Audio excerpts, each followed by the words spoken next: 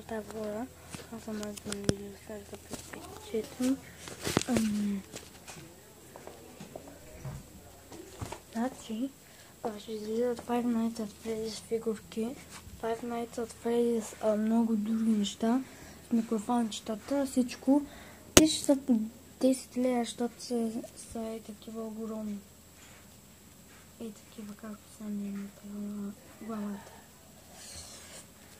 И казва, че ще са много готина пластмаса фигурка.